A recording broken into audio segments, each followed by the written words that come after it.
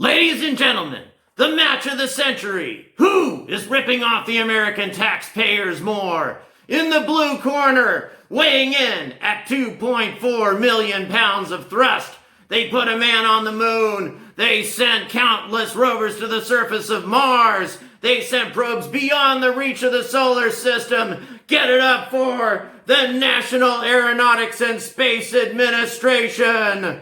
Of course, I've got Boeing in the corner here because they are also known as Boeing's bitch. Get it up!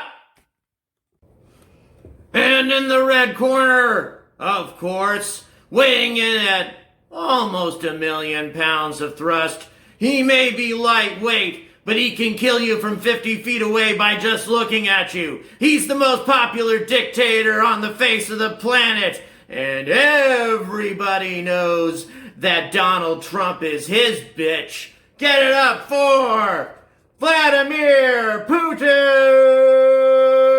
And yeah, he's there with Trump, because he's his bitch. But you get it. Good morning to my viewers in the Western Hemisphere, and welcome to episode 2 of the Angry Astronaut. This is not what I was planning to do, actually, not the exact topic, but pretty close. As I'm recording this right now, the Boeing Starliner, tragically, is orbiting the planet aimlessly and off target. This was the vessel that was supposed to replace the American space shuttle, which has been retired since 2011, and finally allow Americans to transport American astronauts back to the International Space Station rather than paying Roscosmos and Vladimir Putin $85 million a seat to go there on the Soyuz rockets. Well, that was the idea anyway. But Boeing screwed it up. They blew it. But we can't be that hard on them. This is Boeing we're talking about. They've had a long relationship with NASA. They've been in bed with them for over 50 years, since even I was born. So, we still need to get down to what I was going to talk about in the first place. The match of the century. So, let's get ready to rip off! What? Half my viewers have no idea what that refers to. What? Get that hell out of here. Jeez. I'll do this myself. Okay. So as I said before, the Starliner is zipping around up in orbit there. And Jim Bridenstine, chairman of NASA, has made a statement in regards to this. He's being very easy on Boeing, I would think. Not surprising. Quote, "That anomaly resulted in the vehicle believing that the time was different than it actually was. Because that timing was a little bit off, what ended up happening is the spacecraft tried to maintain a very precise control that it normally wouldn't have tried to maintain, and it burned a lot of propellant in that part of the flight." So, no big deal. It's an anomaly. Boeing says that they're still going to be able to conduct some experiments while it's in orbit and such, and surely they're going to get another try. But before I go any further, I just want to make sure, in the spirit of the holidays, that we properly announce the Angry Astronaut's first giveaway.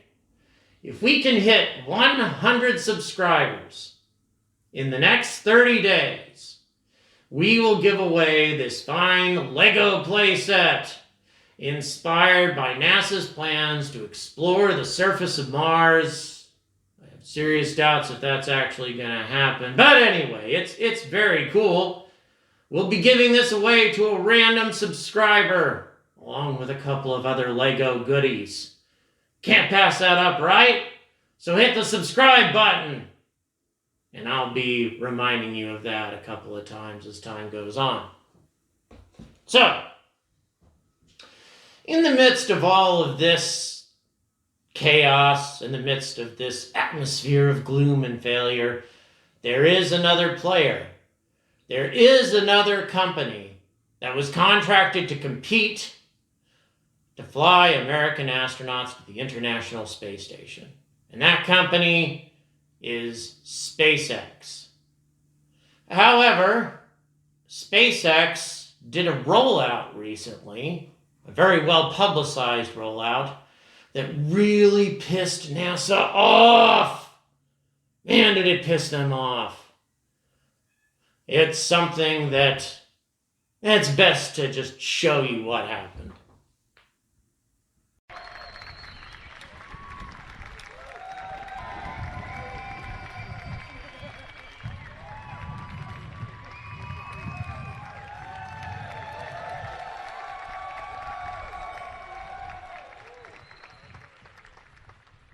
It's quite windy here. It's tied down well, though. We're faced with a choice. Which future do you want? Do you want the future where we become a spacefaring civilization and are in many worlds and are out there among the stars, or one where we are forever confined to Earth? And I say it is the first. And I hope you agree with me. Yeah. All right. To Mars. Exactly. Is equivalent or even perhaps slightly better than our plan is in basically 1 to 2 months to do the 20 kilometer or 65-foot flight with Starship Mark 1. So, and we think we're probably going to adjust the grid fin design to be kind of like I think we'll probably have Mark 2 built within a couple of months or less, and Mark 3 maybe 3 months, that type of thing. Mark 4, 4 months, maybe 5 months. And we would seek to go to orbit with probably Mark 4 or Mark 5. So we would, I mean, this is going to sound totally nuts, but I think we want to try to reach orbit in less than 6 months.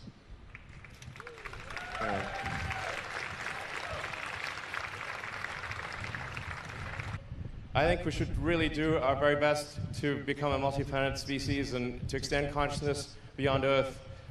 And we should do it now. Thank you. Thank you.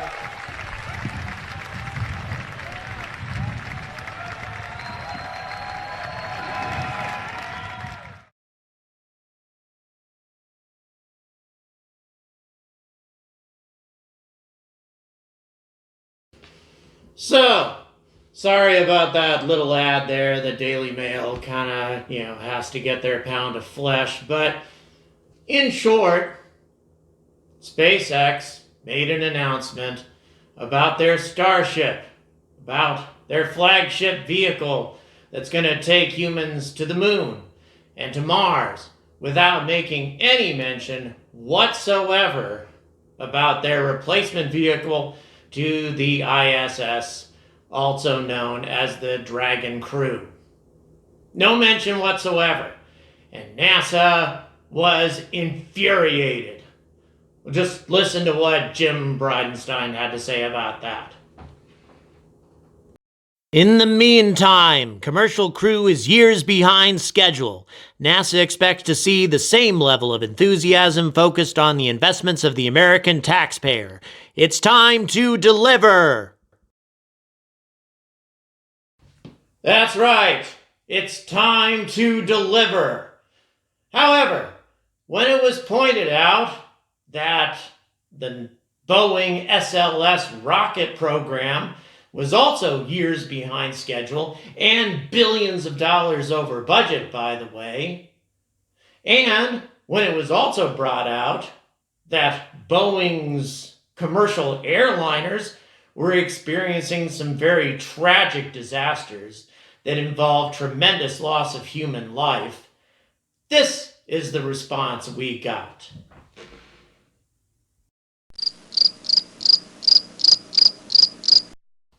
Oh, so peaceful. But the real chestnut that came into play was reported on a few days before the Boeing Starliner rolled into place atop the launch pad. Have a look. Inside the Boeing Starliner, astronaut Chris Ferguson is getting comfortable. So I can reach all this stuff. Upper right you can? Yes. Ferguson helped develop this new spaceship and will be its first commander. Well, that's if you don't count Rosie. Named after the famous World War II riveter, she'll be on board for the first test flight.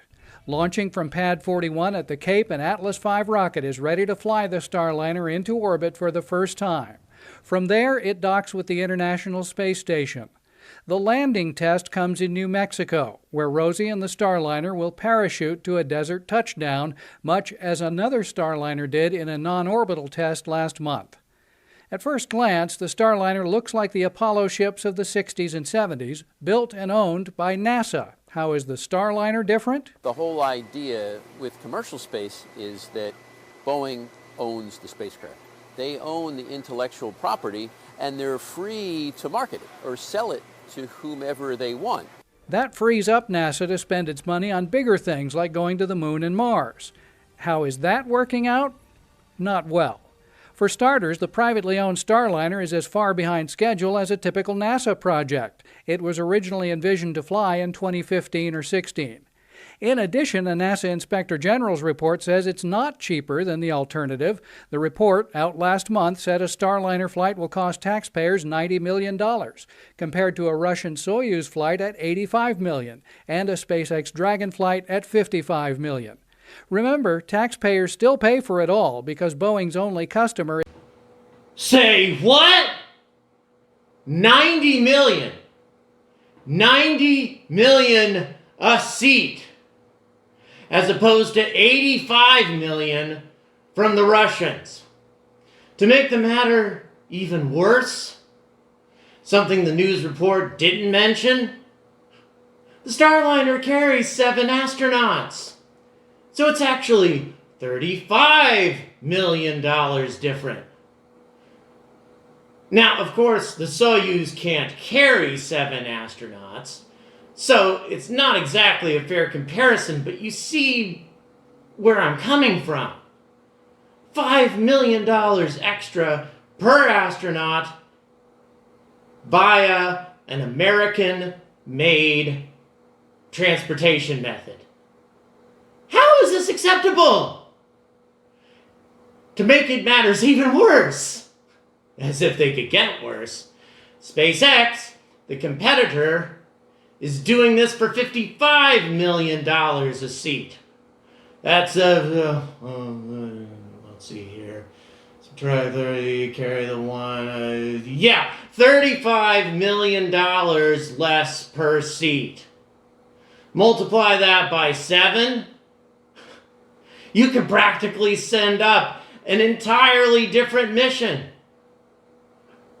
Not quite, but close enough. How is this acceptable? Now, when these figures were presented to Jim Bridenstine, this is the answer we got.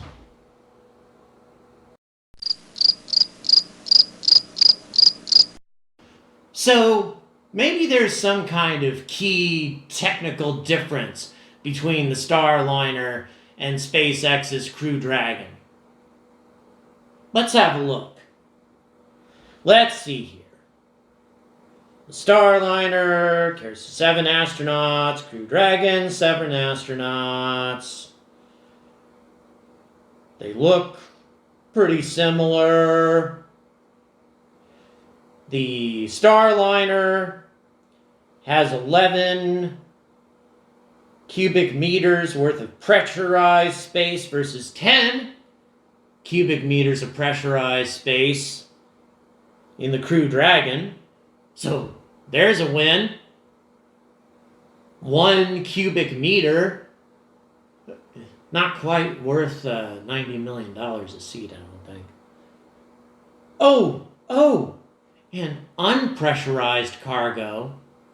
The Starliner has none. I'll say that again, none. As opposed to the Crew Dragon, which has 14 cubic meters. So, the Crew Dragon can carry a substantial amount of cargo, the same amount of astronauts, and they can do it for $55 million. Now, I'm sure a lot of you are saying, here's another SpaceX fanboy slamming on NASA, loving on Elon Musk. It's not true. It's not true. I admire NASA for so many things. For the Saturn V program, for the Voyager 1 and 2 missions, for the mission to Pluto, for the various rover missions that went far beyond the mission parameters. They've accomplished amazing things. And that's why they are not worthy, not at all, of this kind of treatment from one of their contractors. So there you have it. The champion of the battle of the century for ripping off the American taxpayer goes to the National Aeronautics and Space Administration via Boeing Aeronautics. Unbelievable. Now, to be somewhat fair, Jim Bridenstine did go back to SpaceX. He did make nice with them. And, unfortunately, SpaceX's Starship had a bit of an anomaly themselves when the very top of the entire contraption blew off during a pressure test. So they're moving on to Mark II or Mark III, Mark IV. We've yet to really learn exactly where they're going next. But the fact remains, SpaceX has already completed what Boeing failed to do.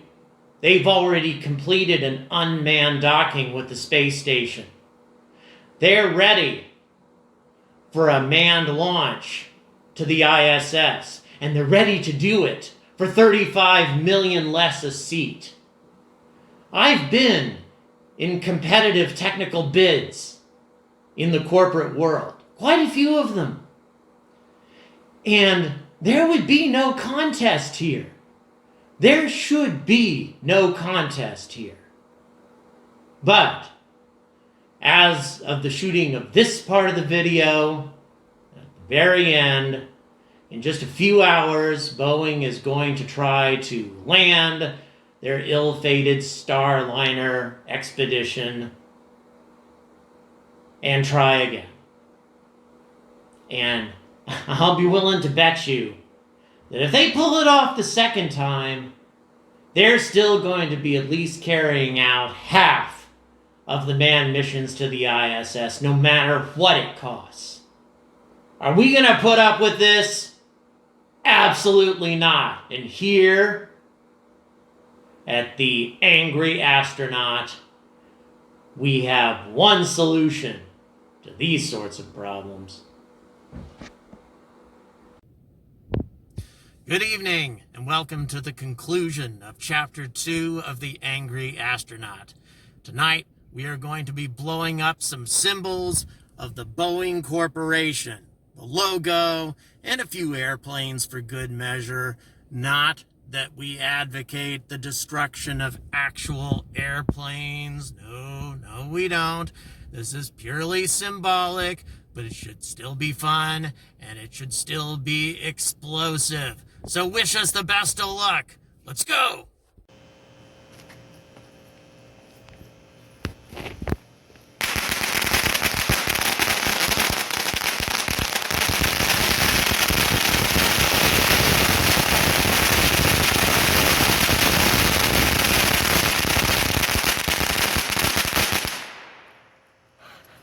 Holy shit.